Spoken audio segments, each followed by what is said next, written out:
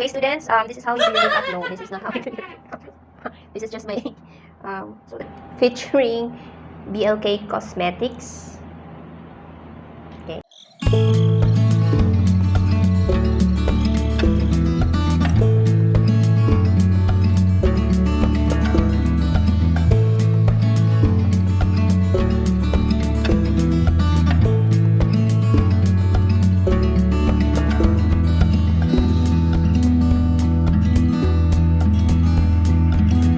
Okay, hello everyone! Welcome again to Anna Flores Home University. Here we go again, class. I'm making this video because this is the season for summative assessments. So another semester is about to end summative assessments because summative assessments are really necessary so that we, your instructors, can really measure how much you are learning sa mga courses na amo ang gipanghandolan. Okay? So, very important kayo ang mga summative assessment. And for your information, majority of your grades are taken from the summative assessments. So, bisan pagkinsa ng mga instructors, so summative assessments are more like 70% of your grade.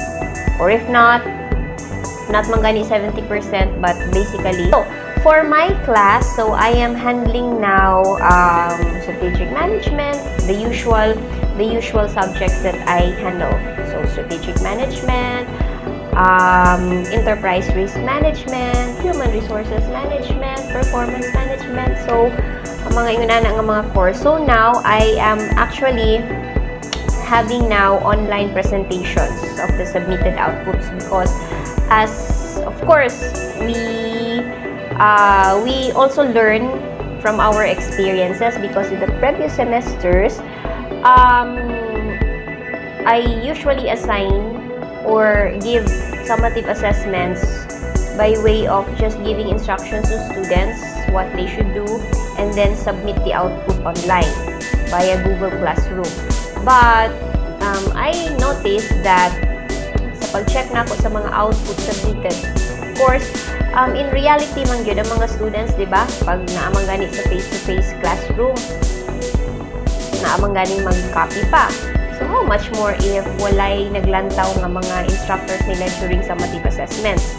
So of course, naay makita namo nga mga outputs that are exactly a copy and paste nga mga output.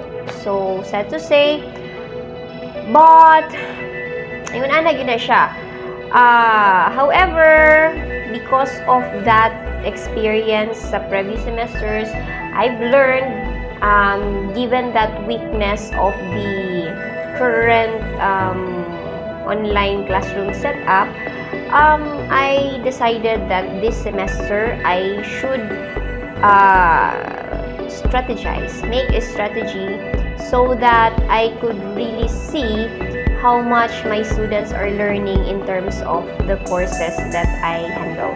Okay, so for this semester, and I guess for the next succeeding semesters na dayon, I will be doing this one. So apart from just merely submitting an online document, online output that I will have to check, I require now my students to present online their submitted output so that I can ask them virtually about the details of what they submitted. I would like just to give reminders to my students, especially to my students, okay?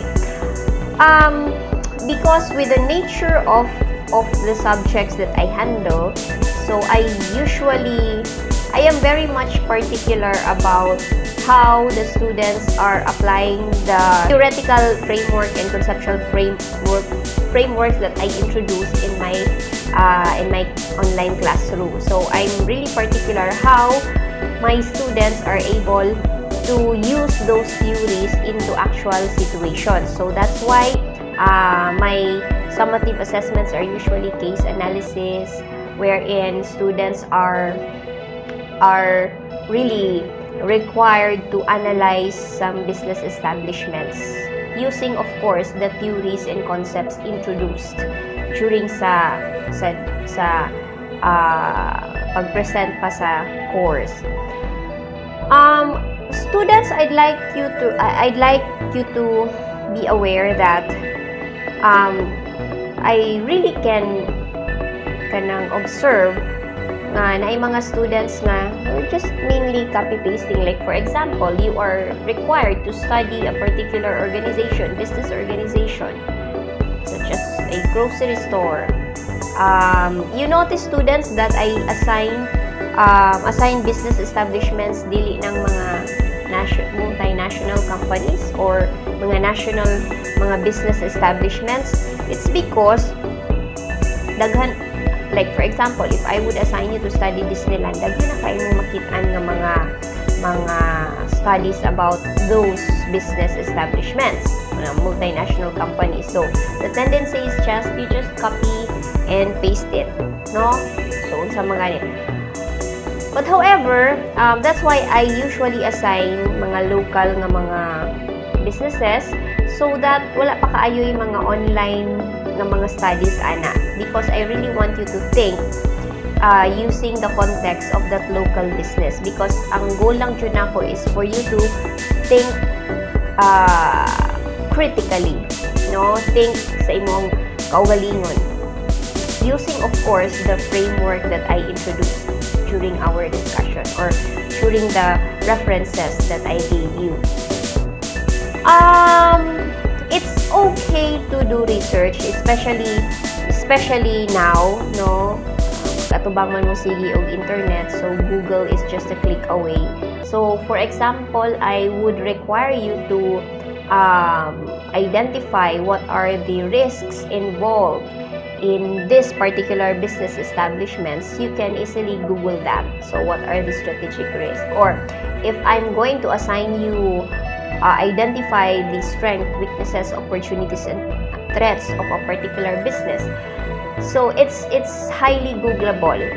But however, I'm saying that there's nothing wrong with that, because researching, you can still learn by researching. But however, what I want to see in our summative assessment is that you as students, kung nag-research man gani mo, and you are just mainly copy-pasting those things that you found in the internet, i-paste lang dahil ninyo sa template na ako ang gihatag, it's 50% done.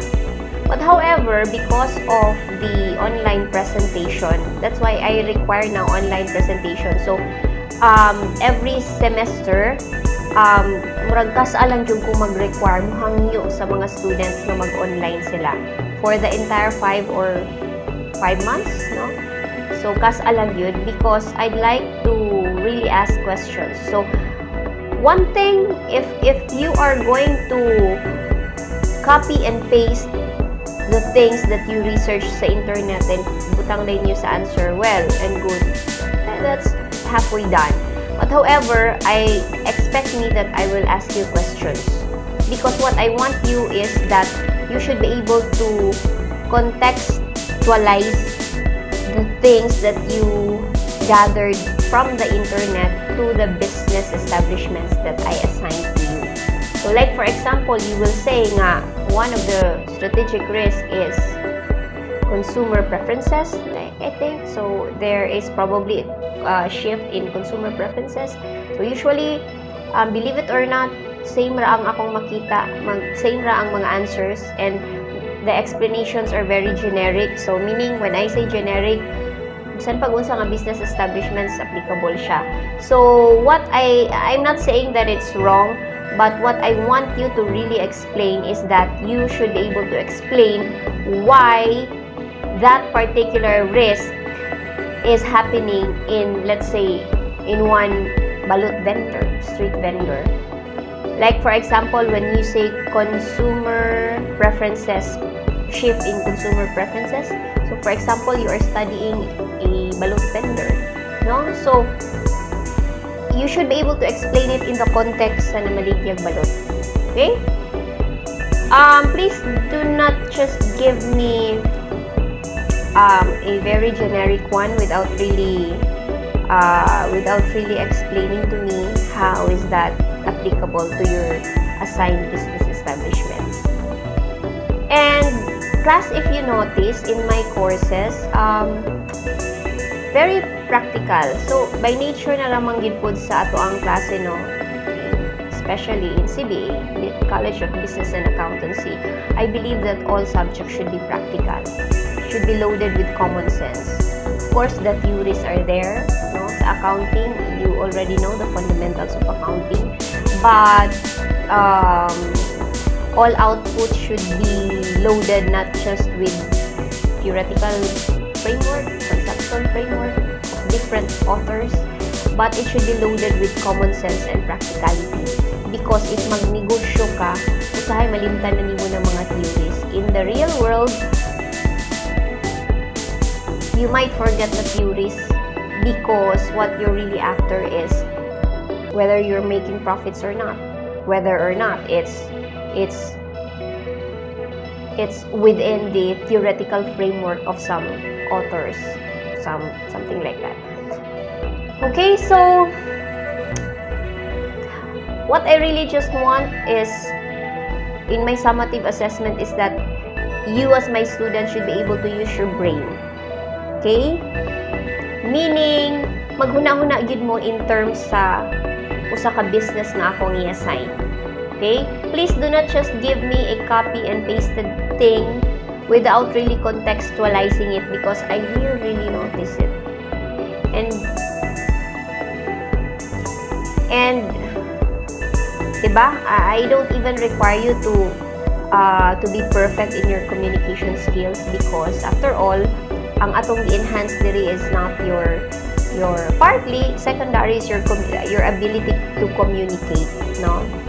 But what I'm really after is the content and depth of your analysis, of your understanding sa akong gihatag ninyo nga ipa-analyze na ko ninyo. So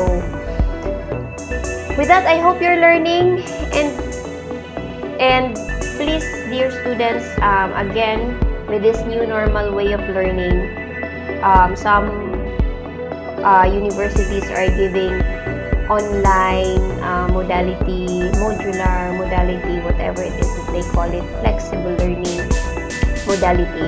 But the thing is, ang pinaka-common niya is, with this pandemic happening now, you are required to learn on your own. Meaning to say, please study and learn, not just for the sake of kanang compliance lang bitaw. Daghan kay kung makitaan sa FB nga moingon sila nga para na lang makasubmit. Yes, I can understand that para na lang makasubmit, but in the long run, manggod, kamura gihapon ang madihado. It will really manifest if you are just submitting requirements because for compliance and you are not really learning at all. It will really manifest. It will really manifest when you go out into the real world. That's why in my courses, I really design my subjects kanang simple lang siya.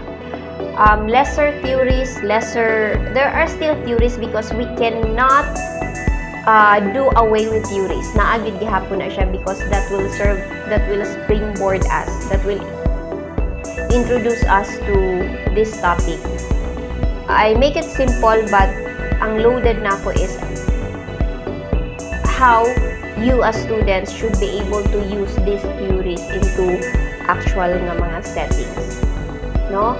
In the university, we want you to become relevant in the industry.